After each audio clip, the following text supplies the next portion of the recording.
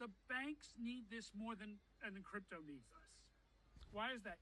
Because the banks recognize the analog network system they operate on is going to be superseded by this. And crypto is going to build. These are risk takers. They're going to build it here or they're going to build it abroad. They're going to build it anyway. The banks, however, can't afford regulatory uncertainty.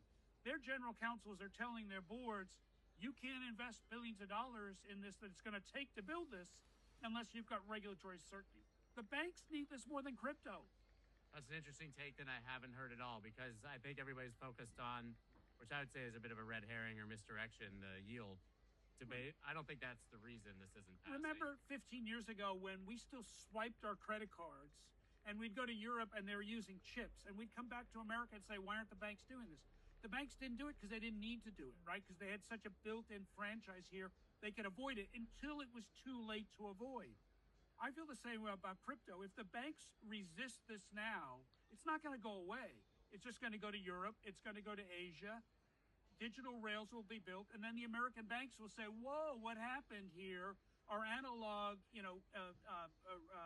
identity-based, message-based system is no longer working anywhere outside the rest of. We need to modernize. They'll be on the back foot once again. The banks need this clarity because they need to build this. They need to be in the forefront, not in the rear guard of this innovation. Sounds like a major catch-22 for the banks, or at least that they're sort of backed into a corner because A, they don't want to offer the yield because then they lose the deposits, or at least that's the argument, right? And there's no empirical data for that. I don't think that's true, but that's the media statement. That's the PR statement that they're putting out to the media. When I listen to you talk about it, it sounds like they actually just need to slow everything down and grind the gears to a halt so that they can catch up, because it's going to eat their lunch if they don't have the opportunity to do that, and they're going to become the Kodak and Blockbuster. The good news is we do have, as I say, that moderate middle. We have people in Congress that understand the bank's game. I think Senator Bill Hagerty last time around handled that really brilliantly in the Genius Act. And I think there's others that understand we can't be beholden. The American society, the American economy cannot be beholden to a banking cartel that doesn't wish to modernize.